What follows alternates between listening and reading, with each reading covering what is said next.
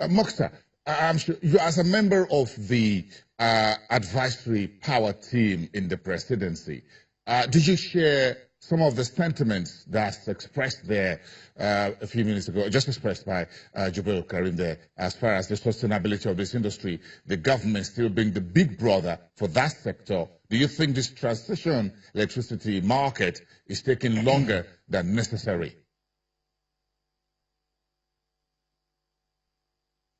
Thank you very much. We need to understand that the privatization process is a journey. Everywhere it's been done in the world, the government never just privatized and completely hands off the sector. Power is a critical sector to the economic development of any nation.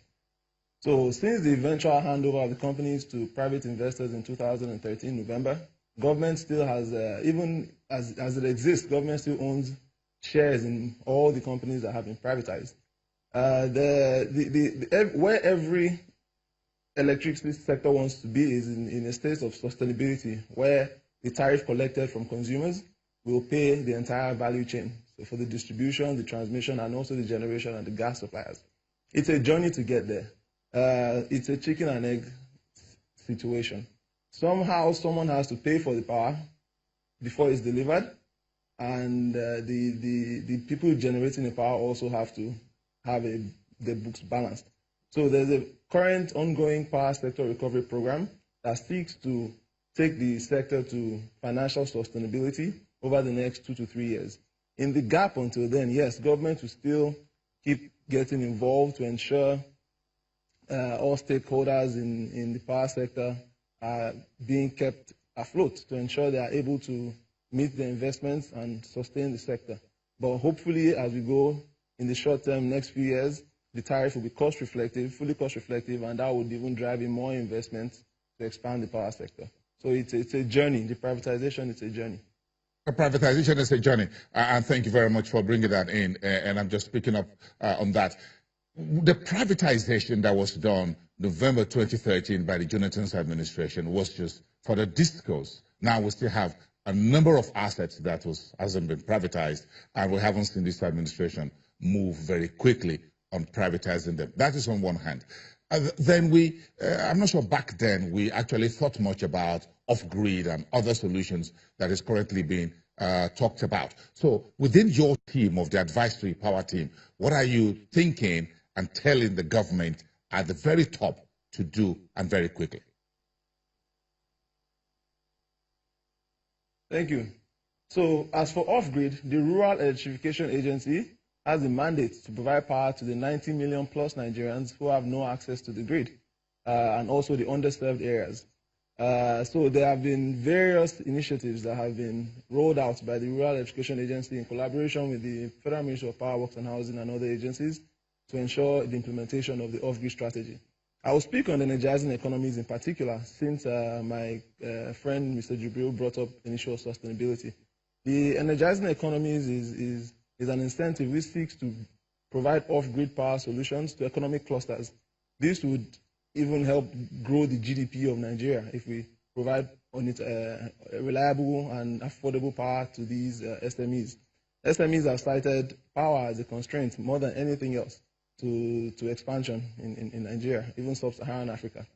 So the Energizing Economies program has been launched already with 4 pilot locations: the Sabongari market in Kano, the Ariaria market in Abia State, Aba, and 2 in Lagos, Sura and Shomolu.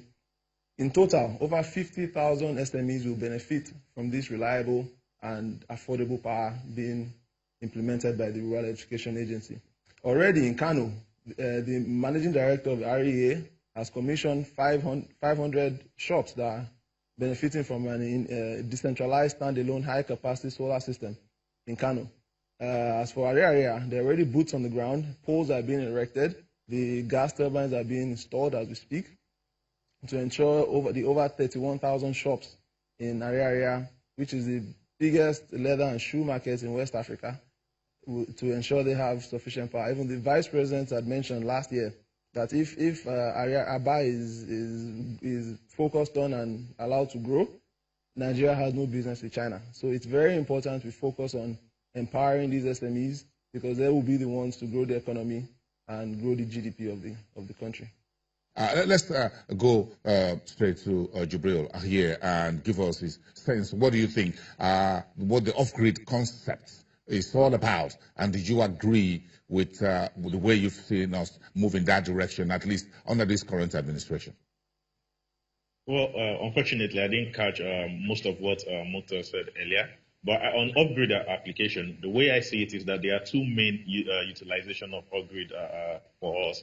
One is the rural application, and the other one is industrial application. And what do I mean by this? If you look at for the industrial application, there are instances where you could have co-location of industries who are heavily dependent on power and which are very strategic to the economy. So in this situation, you could have a very significant, maybe a much more bigger power plant, which still run on, say, on fossil fuel like gas or something else, and co-locate them, then put an off-grid power plant in that location. That's a good idea that I think should be pursued as well.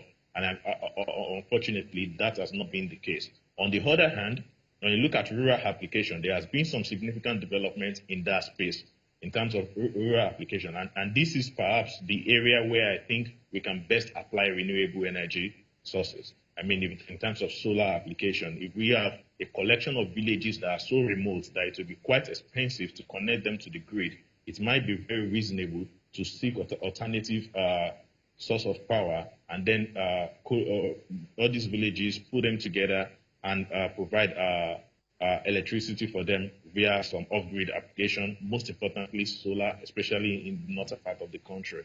And if you are targeting SMEs, that is much more difficult in the sense that SMEs seems to be more integrated to the society, to the commercial area, to the residential area. So it's always very difficult, except we want to be going by the situation of individual